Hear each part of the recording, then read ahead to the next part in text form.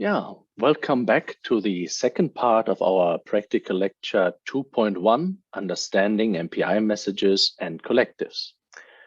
So in the first part today, we really learned essentially in this part one that MPI is a very interesting standard for message exchanges, if not the de facto standard essentially for HPC and message exchanges.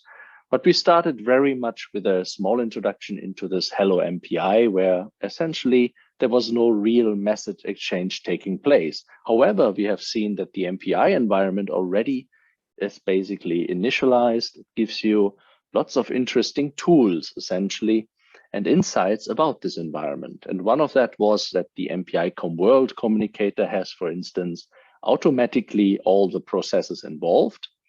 We have learned that essentially we have access to this information with actually getting the size of this communicator.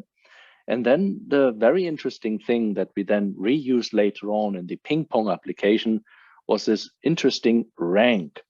And this is basically a key foundation in MPI applications. So you really need to understand what ranks are, how they reflect basically the different communicators and so on. So essentially, in different communicators, a process can have different ranks and so on, but it's also material for, of course, subsequent lectures when we look more into application areas. Now, moving from the Hello MPI to the ping pong, we noticed there's a key difference. And the key difference is there was a real message exchange taking place. So in the Hello World MPI, all what we did was everybody is giving out information about Hello World, I am the rank of so and so many communicator size. In other words, how many are in the communicator. So I was very much aware, essentially speaking as a process, where I am. So what is my unique ID, this rank information. And I also know how many actually are in parallel running with me, because I know that from the MPI World communicator, this all the other processes. So essentially very basic information. Again, to think about it, when we use this rank and size, it was just information about the MPI environment, but no message exchanges were taking place. Hence, we moved then to the so-called ping pong application, which was admittedly very simple, but was already a very important part of MPI, which we call the point-to-point communication. So this has also specific elements, and one of it was, of course, I can use this rank information now. And with this, we are having basically the possibility to have different application logics, which is a key thing. So you would say, essentially, this rank can now be used with if statements in order to find out basically what the process should do. And because we have SPMD, same program, multiple data, the idea is now to think about that although everybody is executing the absolute exact same application, the processes actually go through different parts of these programs. And this is basically possible through these if statements in combination with a unique rank, which is given to us from the MPI environment. And this we have seen we could differentiate, for instance, between MPI rank 0 and MPI rank 1. And with this, realizing, so to speak, the identity of who is the first to doing a ping, and then the identity of the process who doing the pong. So, of course, in a simple application example, still also very important there, we've shown that the matching commands must be existing. And actually in MPI, this is quite a loaded statement. You will see in subsequent lectures, this will be much more elaborated when we have blocking versus non-blocking communication and other statements. But here we start very simple of just saying that every send should, of course, have a matching receive at the other end. And we have seen this even with the buffer view that actually you have to prepare for this a little bit. Because data will be really sent over the wire and will be then arriving at a process being ready for it to actually receive.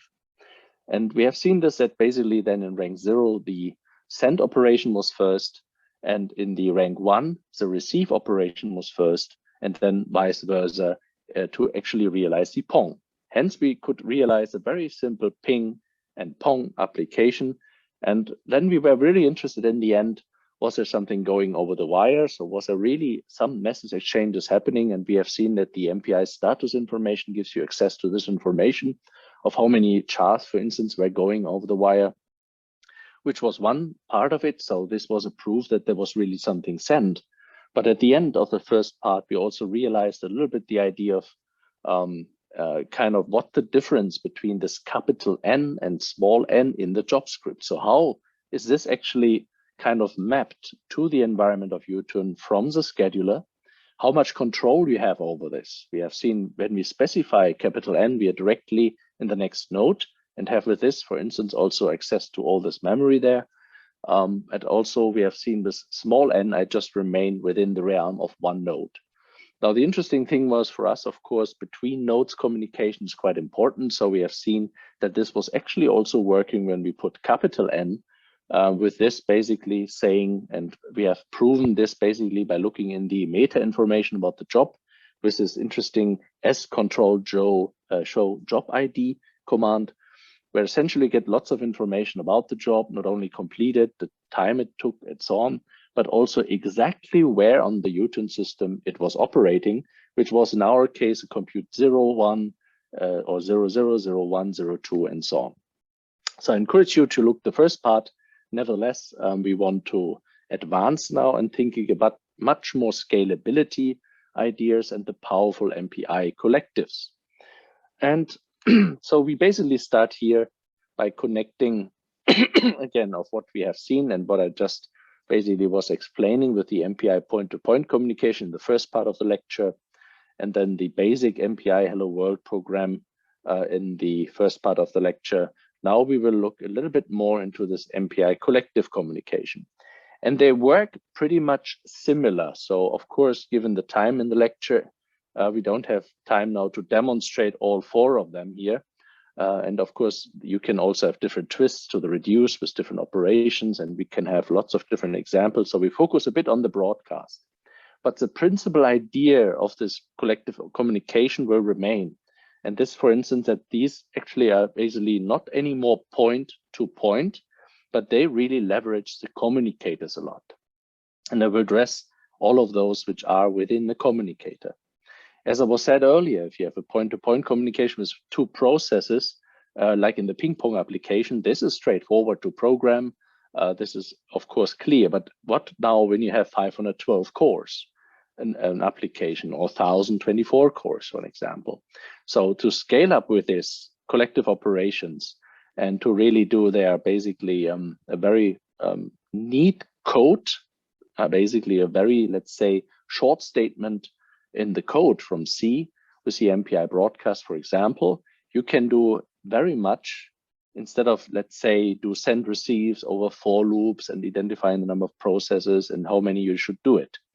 Of course, they have all their unique selling proposition, this collectives. We have said the MPI broadcast largely is basically from one to many and always having the same data, while basically the other operations have different ideas like the scatter here, so also one to many.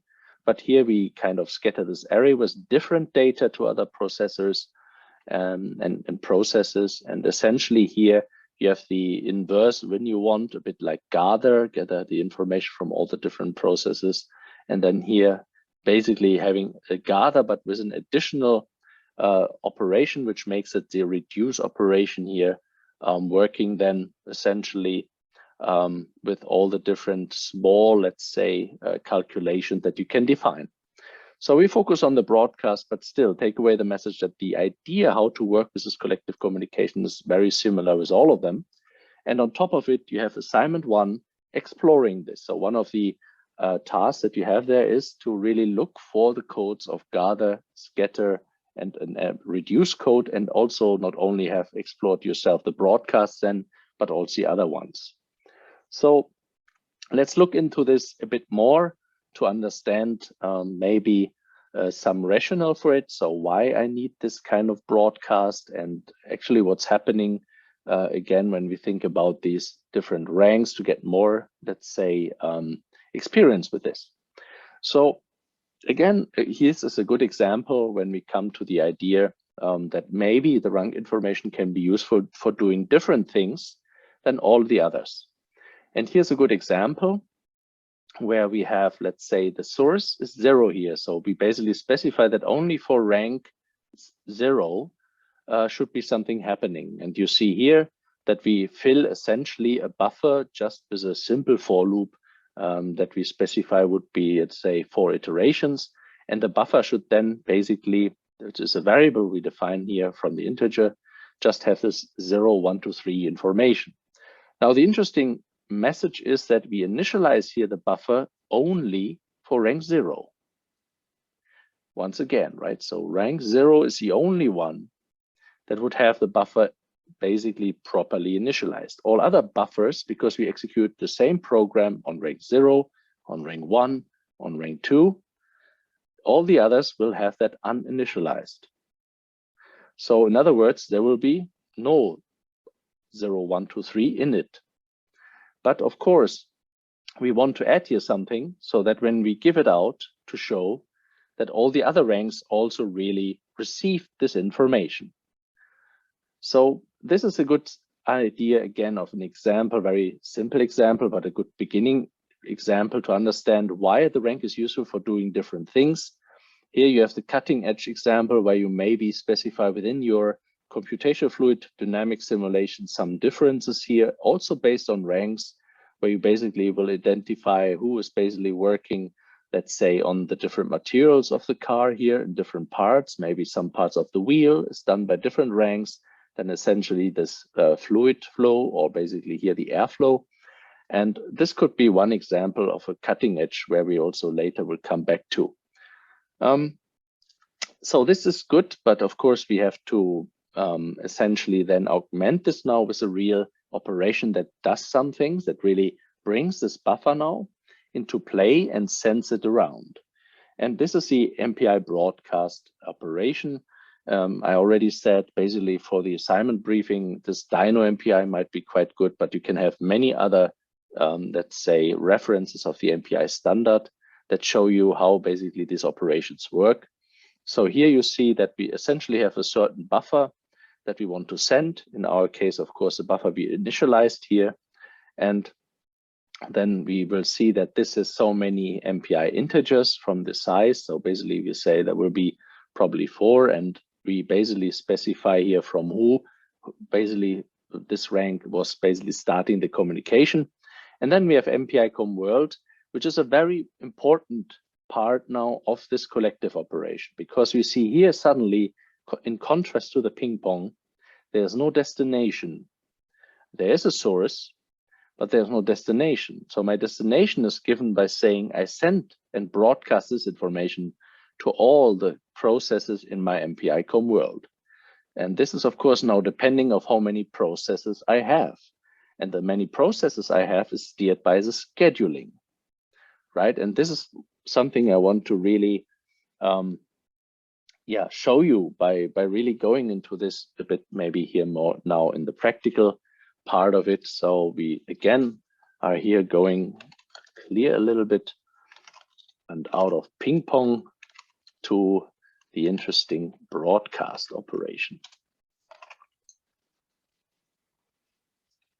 So broadcast, when we look into the C code, no surprises, it's what I have just on the slides.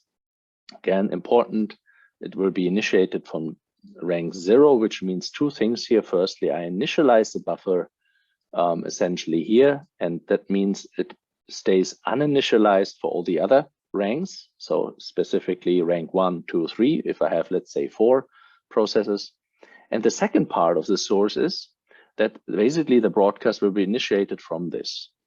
So, and with this, you see also there is no matching MPI receive broadcast or get broadcast or something. So the MPI broadcast will be executed by all the programs executed. So all 4, for instance, if we have 4 processes, but only 1, which is a source, will initiate now the sending of the buffer to all the others, like in the conceptual figure. So essentially we send the content of the buffer around to everyone within the space of this MPI Com world. And we can prove this because every process is really going into this, right? There's no if statement with a rank. In other words, we can prove with this if the buffer would really be initialized. If it's just once in the output, let's say 0, 1, 2, 3, then this is a wrong thing. Then there was no sending happening because the buffer might be uninitialized and look be very weird, the output. But here we will basically kind of expect that when this really was working, like in the conceptual figure, then basically everybody is getting the buffer information, 1, 2, 3, or 0, 1, 2, 3, really. And basically it was going, so to speak, over the wire with MPI to all the processes. And all the processes will be able to for loop through this. So basically what we see there, of course, is for each of the process, there will be 4 outputs. And let's say, assuming we have 4 processes doing this, and there would be 16 outputs for all of the buffer parts. So a nice way to prove that really something was happening with this broadcast operation.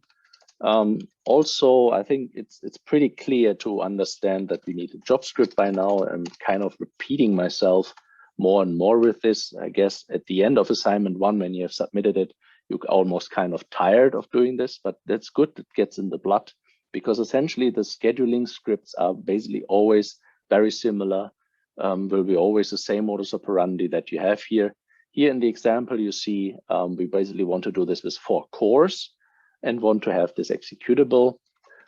Perhaps just briefly, let's for our for C, let's set module load GNU and OpenMPI, just compile this properly, which is here now the broadcast C -O option for having a proper output. And basically we have the job script now that we're going to use and SBatch with submit broadcast. Now we have the job ID. We see probably it's not really very computational intensive, but it carries a lot the essence of this broadcast and collectives.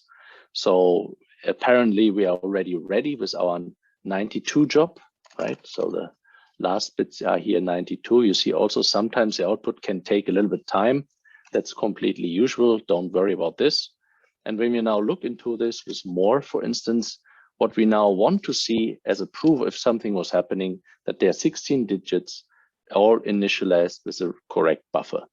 You see here basically one rank output, another rank output, another rank output, and so forth. So essentially this is nice. And what I also want to take the opportunity now is to show you a little bit more in combination with the rest of the part we had before. Right, so obviously when we now go to our S control, powerful command, and do the job ID, and maybe with a little bit of this, we will have probably no surprises that this was working now essentially on 4 CPUs. That's what we expected, and the number of nodes is 1. It's also what we expected.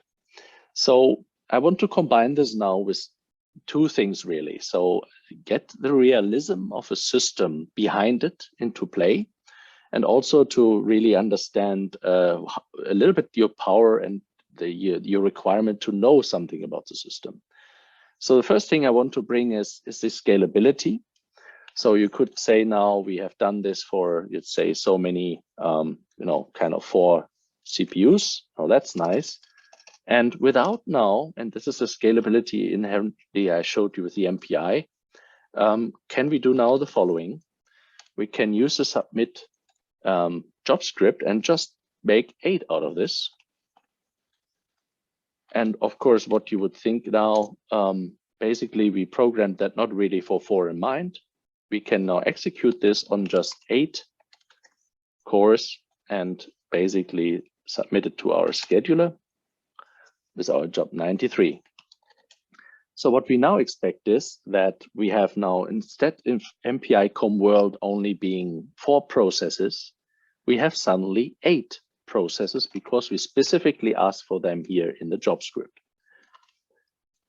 We never really programmed how big MPI com world is. So you see again the power of this. So essentially MPI fills us with this information from the scheduler. The scheduler allocated basically now on the nodes of this Utun cluster, so we can have again our fancy S control, basically command with a job ID, And of course, you can look into the Slurm scheduler. There are lots of other interesting commands which might be quite useful.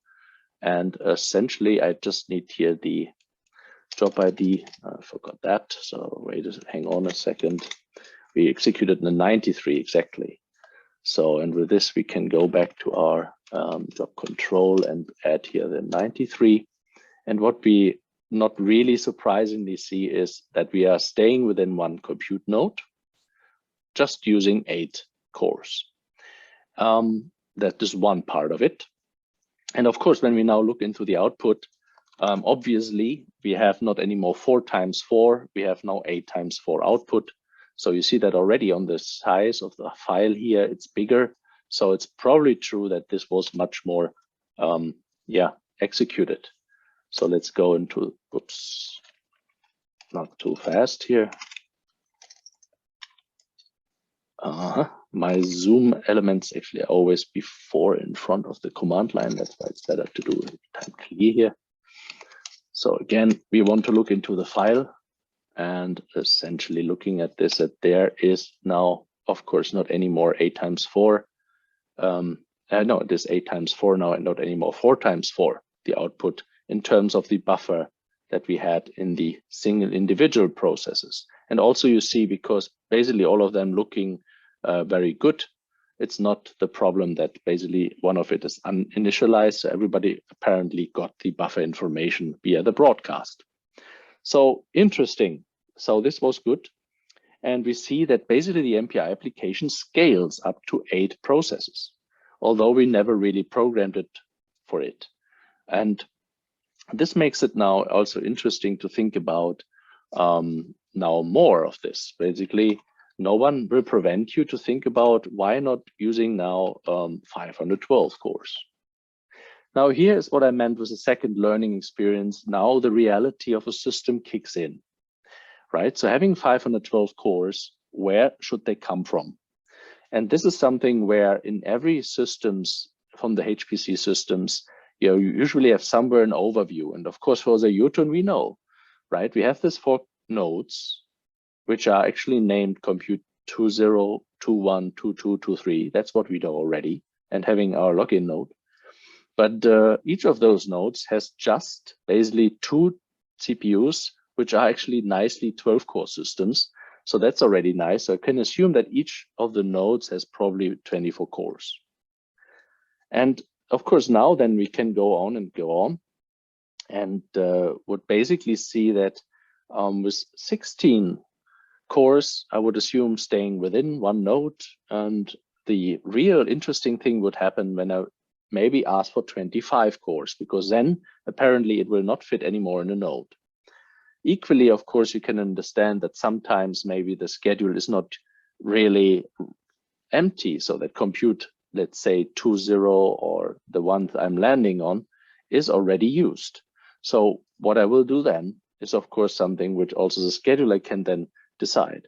But here's a quite good example now where you see like you know and have to know a little bit about the system architecture to understand that it's probably hard to have really high numbers of cores because the system doesn't have so much, right? Especially if you want to go higher and so on to 1024 and scaling and doing many other different things. So I would encourage you not to do this, please. Also by here and there, maybe always think about your fellow students here and there. Also, if you use high number of cores, use the number of cores which are more or less stick to your problem.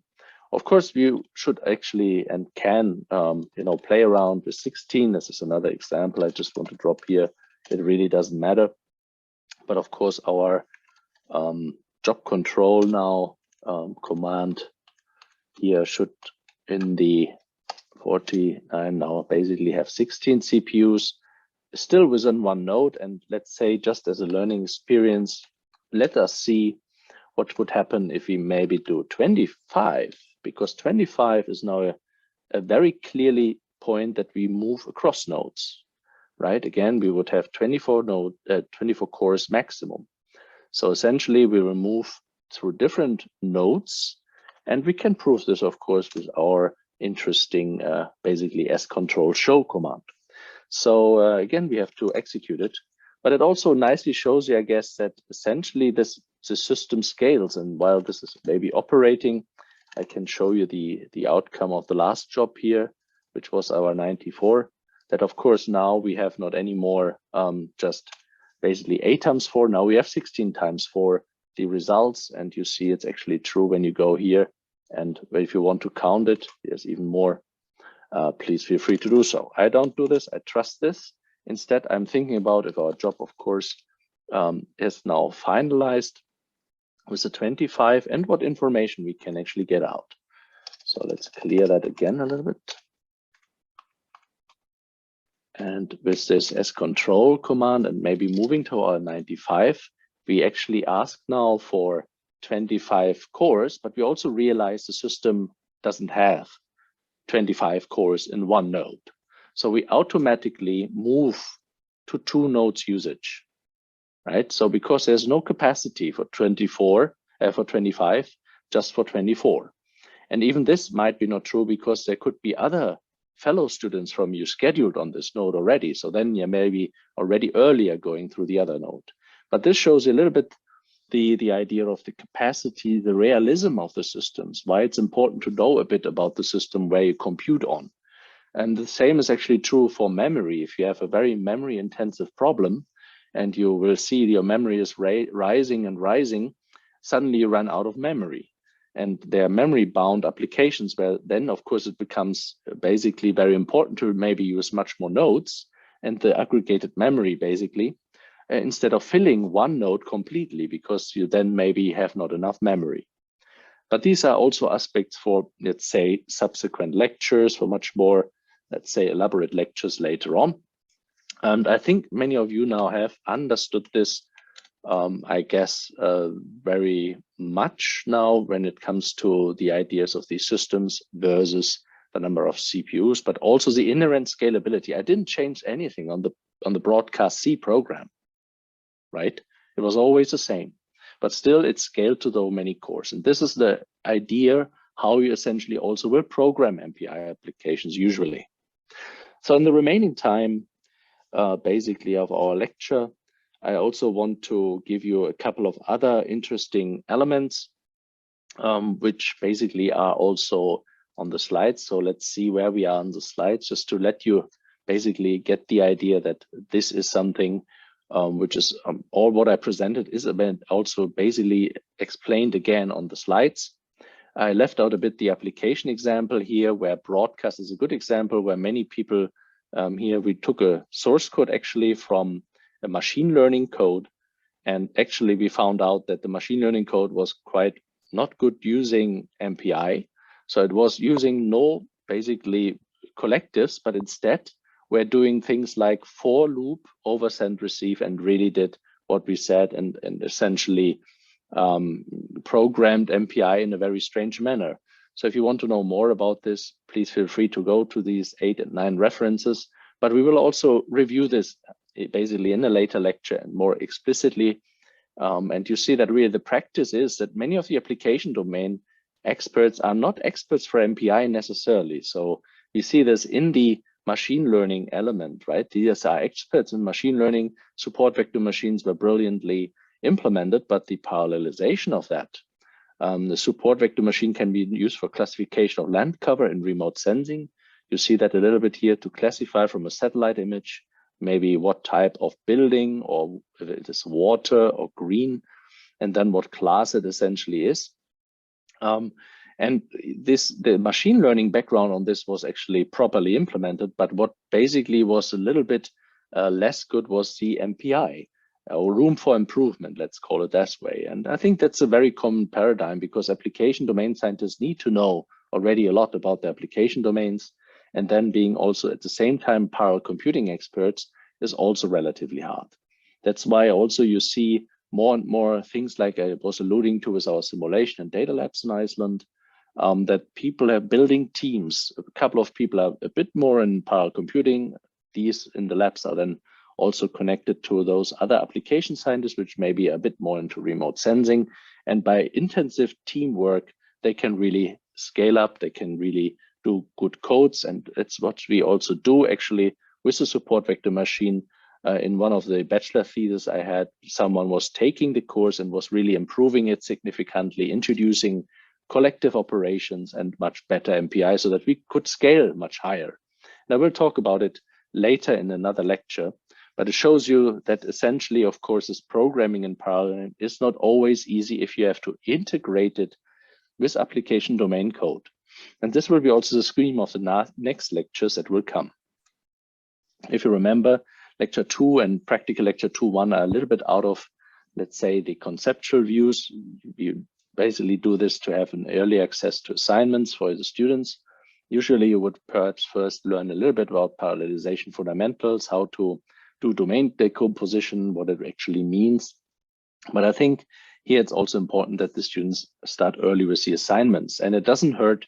It already gives a very practical example for MPI, and we will now complement this with more conceptual ideas of domain decomposition later. So we have done the broadcast. We have realized that basically it's the same process than Hello World, compiling, loading the right modules, having a job script, and so on. So no news in this. But of course, for us then, compared to Hello World and Ping Pong, we learned in this interesting example that broadcast again scales very much to all the processes which are within the communicator. While Ping Pong was very specific, right? I didn't say what happened essentially if I put 3 processes, right? So what is the third process pinging to and things like that. So here in the broadcast, it was essentially we just changed here this number of the allocation, of course. And again, also we're making the point that basically at some point in time, if you increase this number, you either hit the limit of the physical machine, or you essentially are automatically scheduled across a node without explicitly essentially targeting this with this -n, the number of nodes, but basically giving you access to this small capital 4 where you have then basically the number of scores purely, but automatically will, so to speak, involve more number of nodes if you cross a different line. And in Newton, this was 24 because of 2 times 12 cores. And then on 25th core, we automatically land on the other node. Right, and we have seen the output was scalable, all what we expect. That's the same I also showed you in practice a little bit here. Basically, we can recompile it. And the important thing is you don't need to change the C code for it. Now, at the end of this lecture, but also practically relevant for your assignment, are a couple of things where I think it's also important to understand better scheduling in context, right? And that's why I put this slide here with one of the supercomputers, Jewels here, and it doesn't matter what exactly the detail is, but you remember I introduced you this LLView tools with a schedule on the system right now. And then we have this job waiting times. And you see here, there's a schedule. And suddenly there are blocks where we didn't discuss how should the scheduler know that actually the job will end here, right? I mean, isn't that we never know exactly what is executed? So how could we possibly know as a scheduler here that this job is stopping there, that another job is stopping there, and how we could do this interesting backfilling that we described, let's say in one of the earlier lectures, where we know it actually fits in a hole in the schedule. And one of the things here is really to understand with this, the so-called wall time. So essentially the time of the job it takes that basically you think it will take for the execution. Now, of course, this kind of you think part of it is quite loaded because the exact execution you maybe don't know completely exactly know to the second, and it may vary. But of course, you would have a gut feeling by executing this application maybe a couple of times, you will more realize how long it really takes. And with this, you get a feeling of how much you could specify, because you see the sbatch command here, time, what you also should explore a little bit in your assignment, gives now the scheduler the idea of how much long the job will take. Now, again, the problem here is when you basically go beyond this time, and I show it to you a little bit here in the example of the sleep that you should also explore a little bit as part of your assignment. So let's go again to the final example here, and you can obviously think that the MPI can have lots of examples. I could go on with non-blocking, blocking communication and so on, but this will be substance of, let's say, next lectures. Here with Hello Sleep, I want to give you just the awareness essentially of what's happening with this wall time and what happens with jobs that run against the wall, so to speak. So we have here an interesting code which actually does nothing, just sleeping and a little bit of output. And here you see we specify 120 seconds.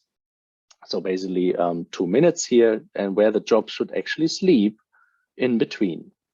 And now, obviously, when I say this will take at least something like 2 seconds, what happens now, 2 minutes, sorry, when I say then to the job script, something else. When I say to the job script, and this is encoded in the way of hours, minutes, and seconds on 2 nodes, then basically after 20 seconds, we say the job is finished, but actually the job needs more than 2 minutes with a sleep command, a bit more than this.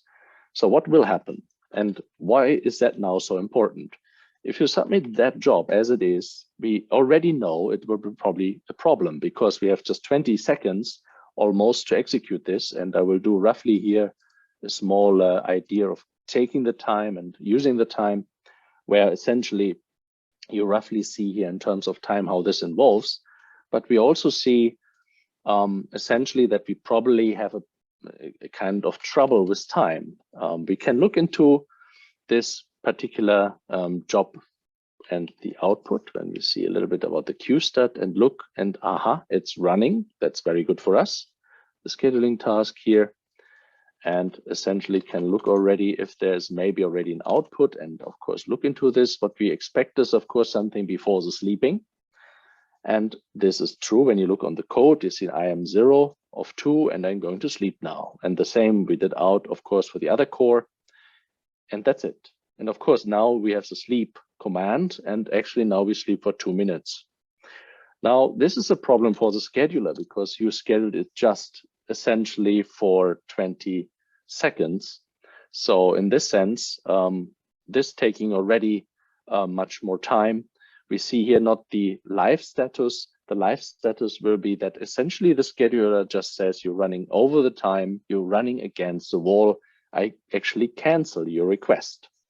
And basically by waiting a little bit, because this all to write it in the file and to give the information out and to, kill the job and so on, you basically have to wait a bit. But essentially you get then something like this from the scheduler. In other words, due to time limit on this machine, you cannot execute the job completely. And I think it's pretty obvious right now when you think about, again, the slide that I showed you. With this, you can get then the complete schedule. And I cannot just let a user run forever because others in the schedule have been already planned, right? They want to run their job at some point in time. And in this sense, you have really here the good example of how you can build now the schedule in the future on all these different nodes, because you have now understood the -n, where you specify the number of cores. Now you specify the amount of time it will take, and then you basically are scheduled by the schedule on the free space, and the scheduler will also dig, let's say, the number of cores free for you. But if a previous job from someone else is continuously running forever, you will never be scheduled. And of course, this will be stupid. And hence the wall time is a very important time here. And here you see a little bit the idea, what I meant when I talked about the wall time. The job will maybe, nicely run. But at some point in time, when you're running out of the time you specified here, the job will just crash. Your whole simulation will not continue, and the scheduler will move you out for a next job to be coming in. And of course, here we should basically then correct this, and you basically can correct this in many ways. One of that, if you have a very long running job, there's always this S-control command. I wanted to bring you also here in this lecture. You see this here a little bit. S-cancel job ID enables you to delete long running jobs, for instance. But also, of course, here we can correct this simply by saying maybe in the hello sleep, and here's now an important part, we want to just sleep for a minute. When I change here, I have to realize I have to recompile the code to make that happen. Right, don't remember that is not like we did this in the previous example, modulo GNU and OpenMPI. the usual thing. Again, you don't have to do this. I just give that here for people coming in the YouTube video from different time steps. And then you have the hello sleep.c minus O hello sleep. And with this, basically, you have a new executable which now specifies just having, 60, basically 60 seconds sleeping. And now let's also do a proper idea of maybe giving here 4 minutes, or not even, we can say 3 minutes, and then probably it's much earlier finished. And this is, of course, good news. So it doesn't mean that now the schedule is complete, taken by 3 minutes, but at least we say the job will be scheduled for 3 minutes. If the job completes earlier, then basically the next job can already start. The capacity is again there, and basically the job is completed. So in other words, of course, it could be sometimes that you don't really reach the wall time. And this is, of course, in a way you want to do. You rather specify a little bit more wall time or time for your job not to be canceled. Well, now if you have the QStat, you see it's running. And now we probably just sleep for a minute, while the overall job time is now 3 minutes in the job script, as you see, basically. So we have here quite some time for the job to do the sleep, to do the output, to do everything before getting canceled for the scheduler, which means for us to prove that a little bit, we want to go into the output, of course, of this particular job that we have now seen, which is our 97 job. And of course, it goes to sleep. We would expect that it's the same like we have seen before with the cancel job. But here we would now assume that, of course, at some point in time, the sleep command will be off. And essentially, basically the processes continue to go then in the next. I forgot a little bit here to make the counter again, just to have a feeling for the time a little bit. But essentially, this will be probably very soon finished with executing. Again, Zoom is exactly in front of that. Oh, let's do that.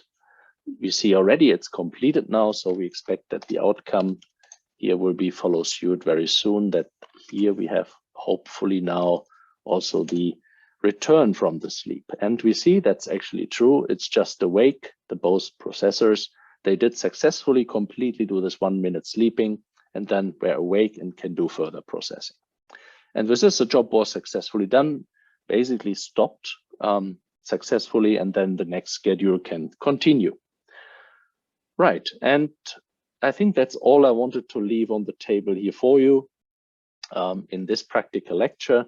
It is admittedly a very simple start of MPI. There are very much more commands. There's much more to grasp, but I think Simon 1 give you already a little bit the idea of essentially how you can use MPI in practice. And I encourage you to use these things you have just seen in practice, because then it goes better to your mind. So thank you very much and see you next time.